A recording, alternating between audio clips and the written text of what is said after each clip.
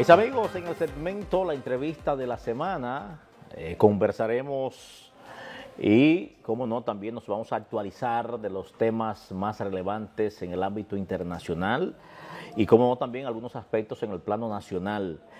Nuestro invitado es catedrático, comunicador político y diplomático.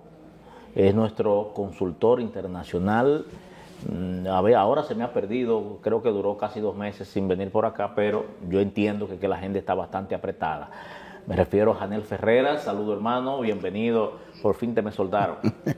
Hola, Leandro, para mí un placer. Siempre, yo formo parte de esta plataforma, de este programa. Realmente estaba fuera del país, cumpliendo unos compromisos y también me tomé unos días de vacaciones. Pero ya estamos aquí en la tertulia habitual de este espacio, que déjame decirte y felicitarte, tiene una gran comunidad en Estados Unidos. Muchísimas gracias. Gracias, Janel, por esa información. A veces nos envían incluso hasta fotos de la pantalla ya que nos están viendo, y de verdad que gracias a la magia ya de la tecnología, el Canal 8 aparentemente se está viendo muy bien por allá también, por los Estados Unidos. Los dominicanos y otros puntos del mundo siguen mucho la televisión local para mantener esa conexión que es habitual entre la diáspora y el país base. Bueno, Janel, tenemos un tema. La geopolítica actual, es obligatorio hablar de una figura que es lo más influyente que hay ahora. Es el que coloca la información de la cual se va a discutir durante toda la semana, durante los últimos meses. El caso de Donald Trump, su papel en diferentes ámbitos de lo que son las decisiones internacionales. Y de entrada me gustaría que tú me hablaras sobre su papel en lo que es la guerra que hay desde ya hace varios años entre Ucrania y Rusia. ¿Cuál es el papel que ha de jugar y que está jugando Donald Trump en los actuales momentos? Mira, puntos encontrados. Este programa, sin quizás, fue uno de los primeros programas donde nosotros visualizamos que la candidatura de Trump en el pasado se iba a convertir en una candidatura gananciosa, pero que a partir de su ascenso al poder se iba a convertir en un cambio en la geopolítica global. No sé si lo recuerdas, cuando te decía que Trump le iba a poner un sazón diferente a la geopolítica. Pero muy diferente. La llegada de Trump ha cambiado la matriz económica de la humanidad. Bajo la administración demócrata de Joe Biden, aparentemente que el lobismo bélico del mundo, sobre todo de las primeras 4 potencias de Occidente que se dedicaban a fabricar y a vender armas, me refiero a Estados Unidos, Francia, Alemania y el Reino de Inglaterra, tenían en sus almacenes prácticamente una venta asegurada a nivel de armas. La mayoría de esas zonas francas bélicas aumentaron sus ganancias en un 600%. Donald Trump estableció 3 puntos para ser presidente de Estados Unidos, solamente 3 puntos. Primero, la pacificación del mundo. ¿Qué significa eso? Que va a tomar distancia de la economía de guerra. Segundo, la protección de Estados Unidos a nivel económico, y por eso vemos entonces la guerra de aranceles, que te voy a explicar brevemente aquí por qué esos aranceles. Y tercero, y no menos importante, la parte que nos afecta a nosotros, la finalización de la vuelta por México, mejor conocida como la invasión masiva hacia Estados Unidos. Trump ha sido el presidente en los últimos 50 años de todo el continente americano que más ha cumplido sus promesas de campaña. No hay un solo punto que Trump haya colocado en la mesa de trabajo de la Casa Blanca que no haya sido promovido y que no haya sido prometido en su comando de campaña. Nada de eso es nuevo. La pacificación del mundo, él lo dijo. Por eso vimos cómo en el caso de Rusia y Ucrania hay una mesa de diálogo. Pero ¿qué indica de que Estados Unidos sea el país que esté llamando a paz? Eso le debe traer mucha suspicacia a la gente. Si Estados Unidos hoy está llamando a paz, es posiblemente porque el origen de esa guerra no salió ni de Rusia ni de Ucrania. Por eso Volodymyr Zelensky deja ver el refajo cuando va a Estados Unidos a exigir que hay que apoyarlo. ¿Sabes qué significa exigir un apoyo en público? Es comprometer. Cuando usted es la persona que me compromete a mí a hacer un viaje, tiene que respaldarme. Pero ¿y por qué este tipo de cosas se hacen así abiertamente ante la prensa? ¿Eso estaba pautado realmente? No, eso no estaba pautado. Lo que pasa es que Zelensky fue a conversar con una extensión de Joe Biden y se encontró con un muro llamado Donald Trump. Zelensky fue a atizar la guerra y el discurso de Trump es un discurso de paz. Realmente ya ese acuerdo que había de apoyo con el armamento para Ucrania, es cierto que ya fue suspendido por Donald Trump. En primera fase fue suspendida la inteligencia. Toda la inteligencia de guerra que utilizaba Ucrania en el campo de batalla es una inteligencia de Estados Unidos. Y a qué yo me refiero con inteligencia de Estados Unidos, a la utilización, por ejemplo, de esos aparatos no tripulados llamados drones, a esas armas de alta tecnología que hacen mapeo en tiempo real de los componentes de guerra de Rusia. No hay posibilidad de tú tener éxito en un componente bélico sin la inteligencia previa. Entonces, Estados Unidos no quiere, bajo la administración de Trump, invertir $1 más en ese componente de guerra porque ya Trump está cambiando su modelo económico de una economía basada en guerra a una economía basada en producción interna. ¿Por qué Donald Trump habla de aranceles hacia los principales socios comerciales en principio? Pero antes de irnos para los aranceles, yo quiero saber el objetivo principal de Donald Trump en Ucrania. O sea, la finalidad que busca Estados Unidos, obviamente desde hace mucho ya está apoyando a Ucrania. Lo primero es que bajo la administración de Trump hay en la mesa planteada la finalización de esa guerra. Porque ya a Trump no le interesa seguir financiando la zona franca de las pólvoras en Estados Unidos. Es lo primero. Lo segundo, para finalizar esa guerra, también Donald Trump quiere, recuerda que Donald Trump, donde quiera que ve un elemento de conflicto, ve un negocio. Ve en qué me beneficia a mí como presidente para Estados Unidos. Entonces Donald Trump ha dicho, ustedes tienen minerales que nosotros necesitamos para esta guerra de la inteligencia artificial y la tecnología del 5 y 6G. Como ustedes tienen un yacimiento importante de los 17 elementos de las tierras raras, principalmente con neonidio, entonces yo necesito que ustedes se comprometan para que nos den minerales a cambio del apoyo que le hemos brindado, porque realmente Estados Unidos le ha brindado en una economía directa una gran cantidad de recursos a Ucrania.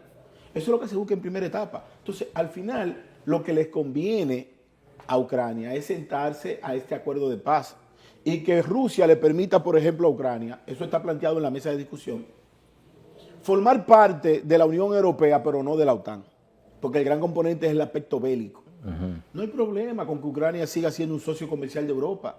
De hecho, a los ucranianos le iba muy bien con Rusia porque por Ucrania pasaban algunos gasoductos importantes y Rusia le pagaba alrededor de $2.000 millones solamente por el uso del territorio, sin poner un centavo.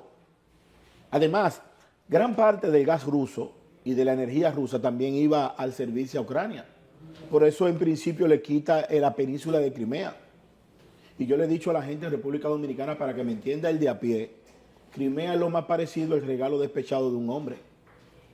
Crimea, Rusia se la entrega a Ucrania cuando era su socio, cuando era su país aliado. Y una vez que Ucrania le saca la alfombra a Rusia y está coqueteando con Europa, entonces Ucrania le quita de nuevo Crimea. Es así. Al final eso no tiene sentido, esa guerra va a concluir. ¿Habrán elecciones adelantadas ya en Ucrania?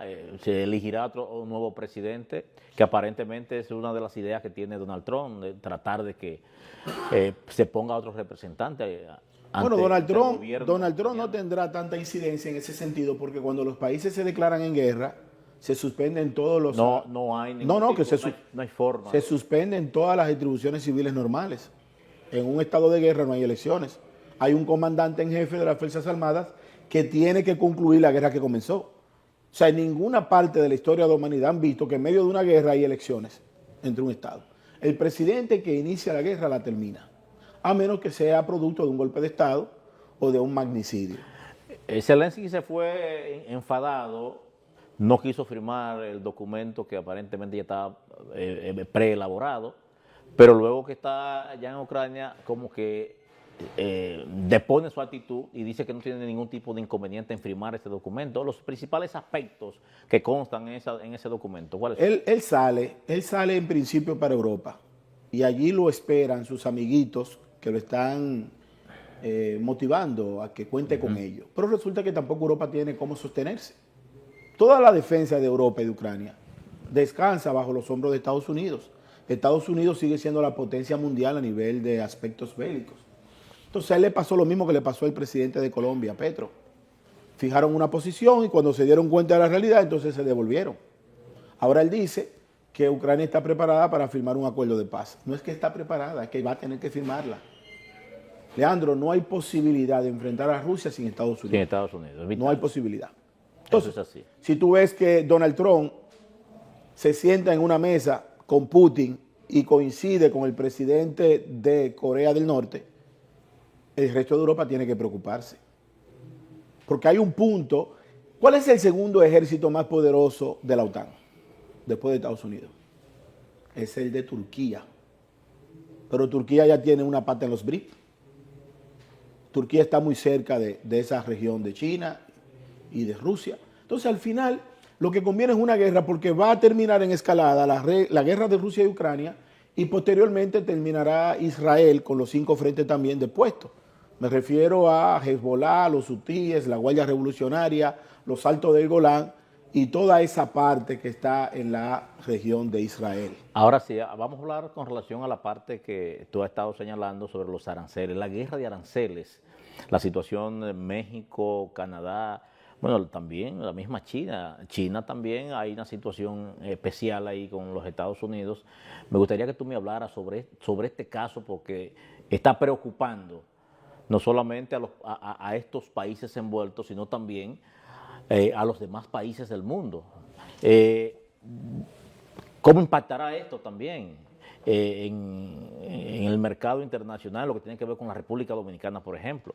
Cuando tú llenas un registro aduanal hacia Estados Unidos, aparece un renglón que es el Tratado de Libre Comercio entre Estados Unidos, Canadá y México. Es una zona económica exclusiva muy importante. De hecho, es la zona económica exclusiva más poderosa del continente americano. Resulta que en el año 2023, por ejemplo, las exportaciones de México hacia Estados Unidos representaron el 78% de todo lo que importó. Eso es prácticamente un 37% del PIB mexicano.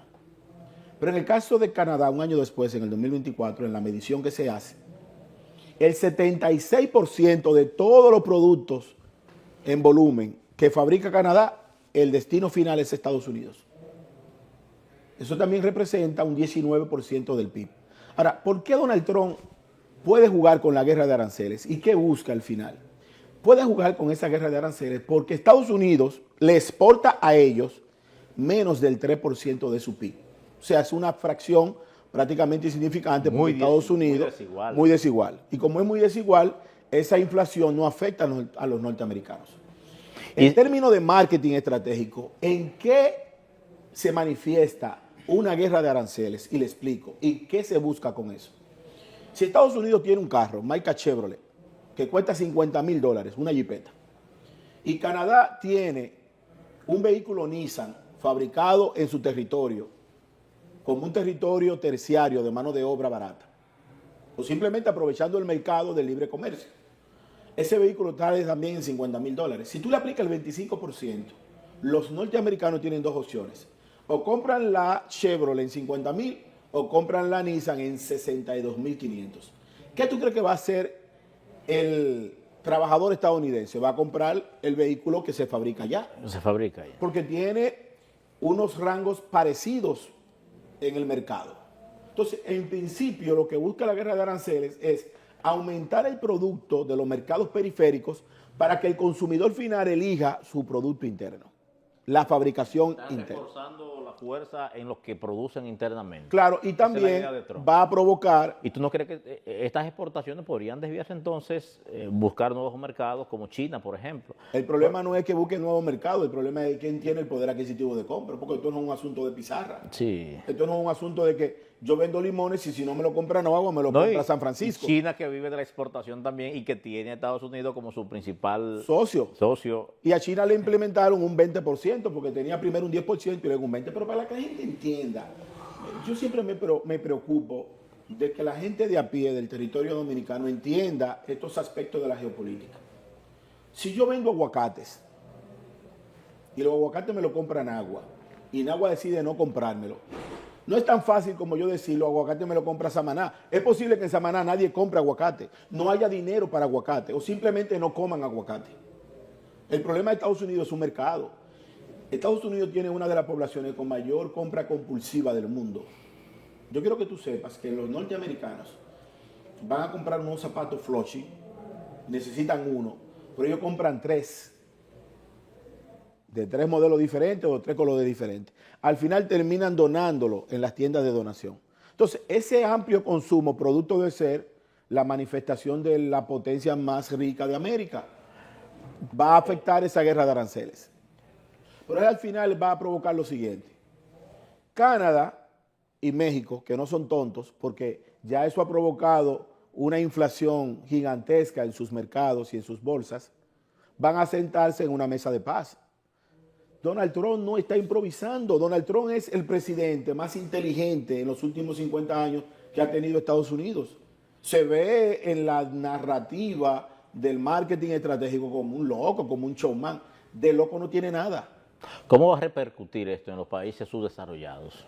Bueno, nosotros tenemos que prepararnos porque resulta que si esa guerra de aranceles afecta a la economía de los tres estados, más de 2 millones de dominicanos viven en Estados Unidos y a la hora de que la inflación afecte al país, le va a afectar a ellos también, que puede verse reflejado en una disminución de las remesas. Entonces, eso sí nos afectaría. Ahora, la República Dominicana tiene que ejecutar un plan rápido y un plan estratégico. Nosotros no podemos competir en aquellas cosas donde no somos fuertes. Nosotros somos fuertes en turismo. Hay que seguir diversificando nuestra plataforma turística.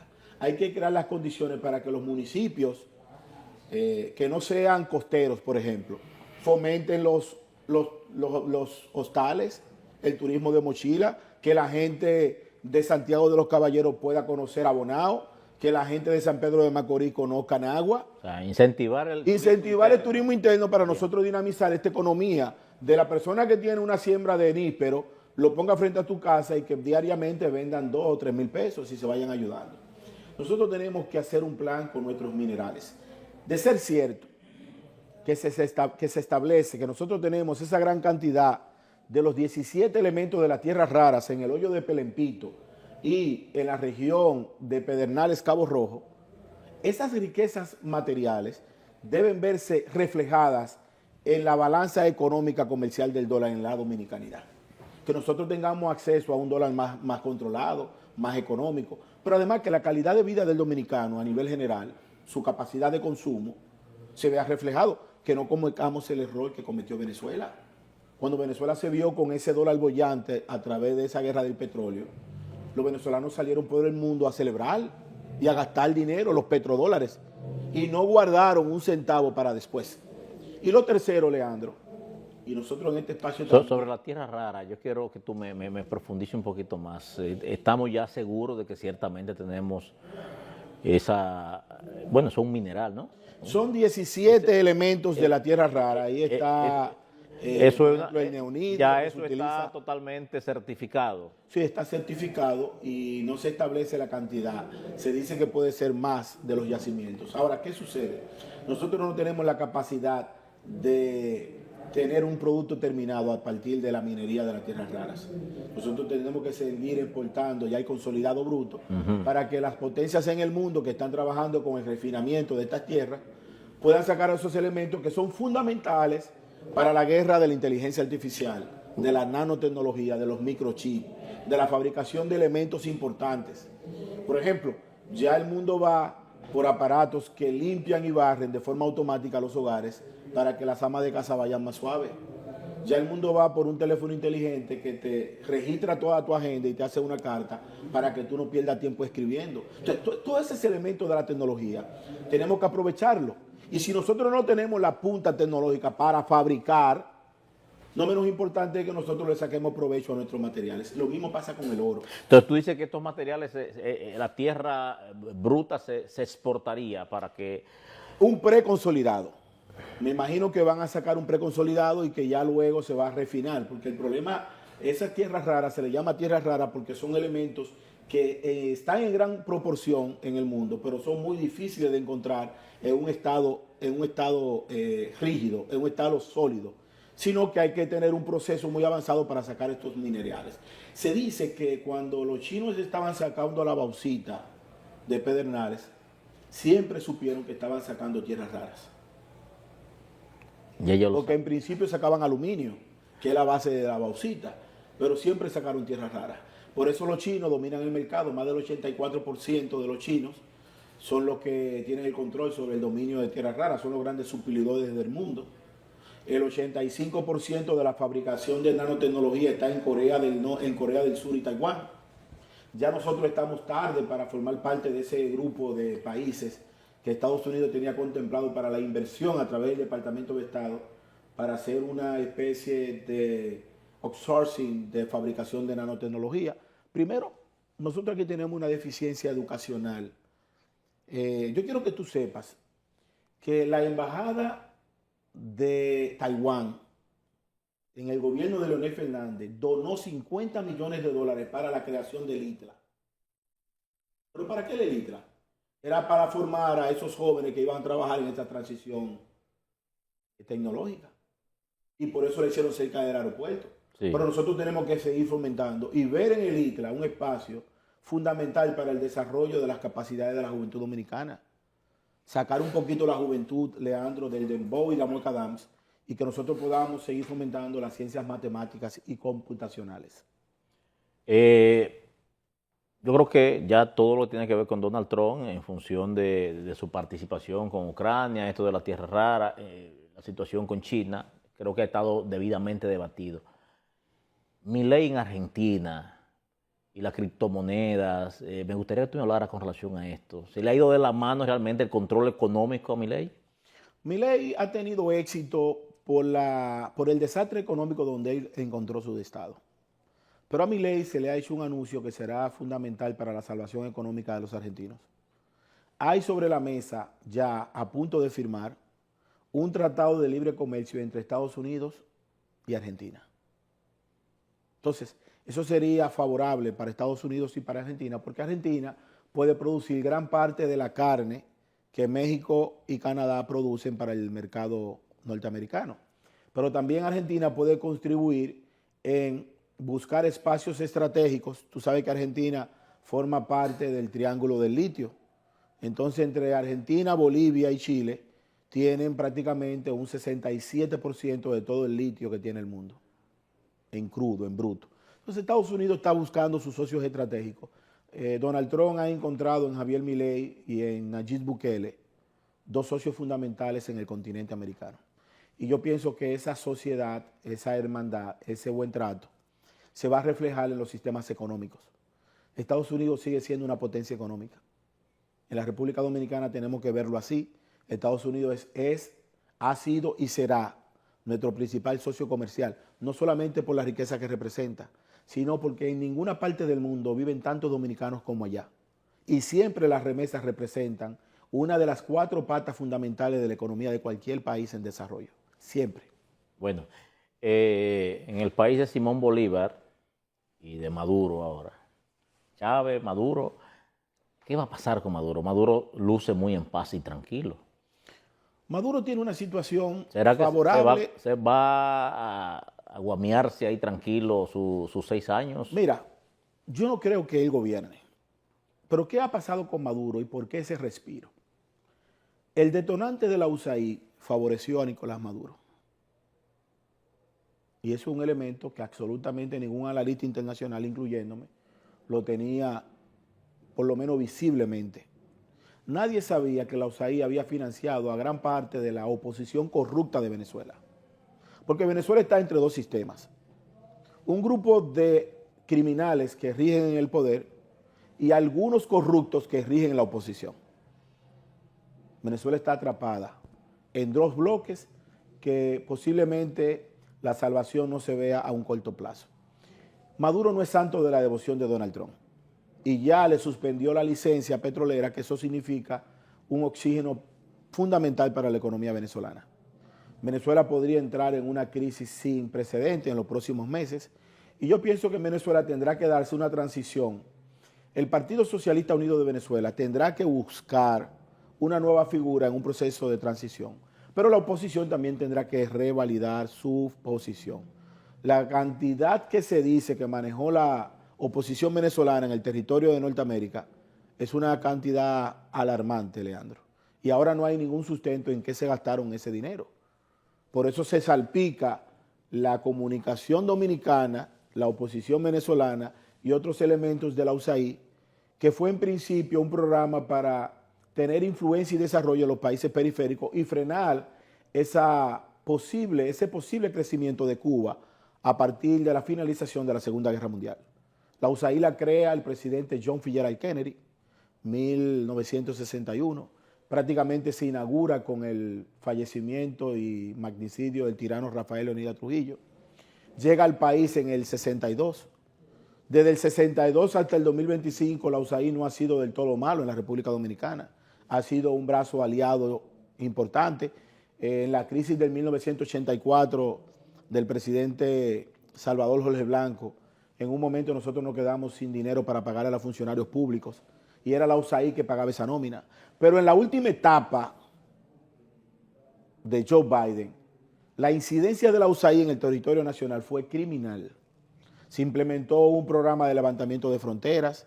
Prácticamente los gobernantes, y en el caso de Luis Abinader, que le tocó gobernar durante ese periodo, yo me imagino bajo cuáles presiones está gobernando el presidente Abinader, con una decisión del imperio que tú no puedes decirle que no, porque los norteamericanos no comprenden de términos medios. Y trabajando con aliados locales acá. Claro, entonces, por eso vimos algunos agentes aquí, y yo me refiero a agentes de la USAID, a aquellos dominicanos que trabajan para programas que a pesar de que tengan un título bonito, Leandro con el pueblo, en realidad, soterradamente, su misión era otra.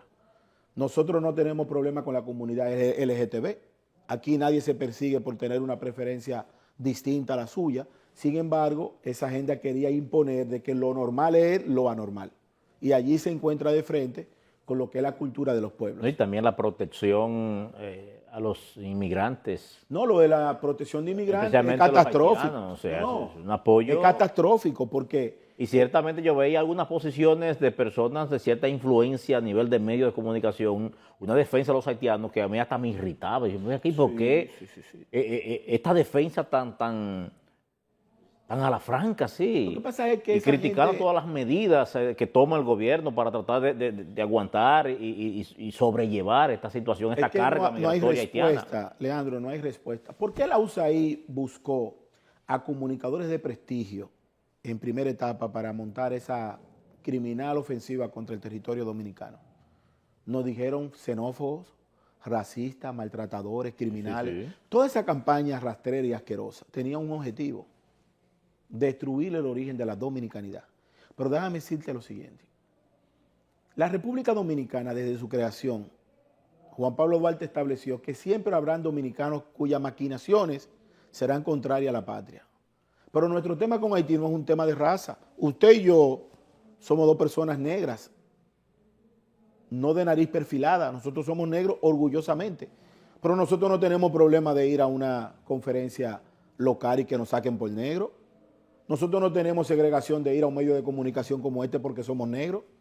Nosotros no tenemos segregación de formar parte de un club deportivo cultural, del Grupo Atlanti, por ejemplo, allá en Agua, por negros. No, aquí no tenemos problemas raciales. Nuestro problema con Haití es que la República Dominicana nace con un pacto llamado el Pacto Trinitario en el año 1838, con 25 años Juan Pablo Duarte, la sociedad secreta. ¿Pero amparada en qué? Amparada en Dios Trino, Dios Padre, Dios Hijo, Dios Espíritu Santo. Por eso la cruz en medio de la bandera. Nuestra bandera no es verdad que el azul representa. Todo eso que están diciendo en la historia dominicana es una construcción muy bonita para los ideales. El azul representa la libertad, el rojo la sangre derramada y el blanco. No. La verdad es que la bandera dominicana es una bandera redentora de la bandera francesa. Cuando los haitianos hacen un pacto el 14 de agosto de 1791, llamado el Pacto de Bois-Caimán, Bon Manduti y Cecil Fátima, con esa negación al odio al blanco, terminan masacrando todos los blancos en esa noche de Bois-Caimán, que fue la noche oscura. Pero cuando Haití logra su independencia, Leandro, el 1 de enero de 1804, lo primero que hacen es que sacan el blanco de la bandera francesa y unifican el azul y el rojo lo voltean y así nace la bandera haitiana, sin ningún tipo de ideal, ni pensamiento, ni perspectiva. Ya vamos a tener un programa especial para poder desarrollar esa parte, porque veo que te me emociona cuando habla de eso. Ya finalmente, porque el tiempo se nos ha ido, la panorámica política en el ámbito local, cómo tú ves la República Dominicana políticamente hablando de cara al 2028. El 2028, el gobierno, el partido de gobierno, posiblemente tenga un 33% de probabilidades de retener el poder. La oposición tiene un 33% de probabilidades de llegar al poder. Y un vengador social tiene un 33% de probabilidades de volver al poder, de llegar al poder. Queda un 1%. Ese 1% está dedicado al trabajo, a la unidad, al compromiso, al sacrificio, a la lealtad de los cuadros, a la estrategia de consolidar un Estado-nación, al pensamiento duartiano. Entonces, quien pueda abrazar ese 1%, escucha bien lo que te estoy diciendo ahora, en el 2025, va a conquistar el poder en el 2028. Los candidatos de la dominicanidad, de cualquier partido, de cualquier proyecto, de cualquier ideología, que estén lejos del pensamiento duartiano, van a perder las elecciones. La República Dominicana tiene una grave amenaza con la invasión haitiana y ya no es posible que en algunas provincias de cada 20 niños que nazcan, 18 sean haitianos y 2 dominicanos. Eso hay que ponerle un final. Después de más de 4 años fuera del poder, Danilo Medina sale a defender su gestión, sale a defender su familia, sale a defender a todos aquellos que han sido sometidos como corruptos.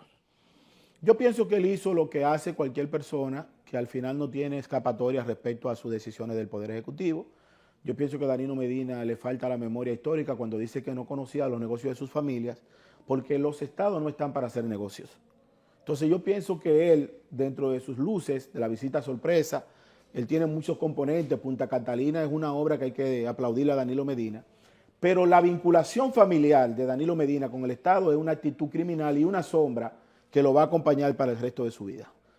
Bueno, agradecemos infinitamente la participación de Janel Ferreras, nuestro consultor internacional de Puntos Encontrados con Leandro Pérez. Gracias, hermano, por decir presente una vez más. Gracias a ti, Leandro. Los amigos televidentes, también las gracias por la sintonía. Será hasta nuestra próxima entrega. Buenas noches, bendiciones para todos y todas.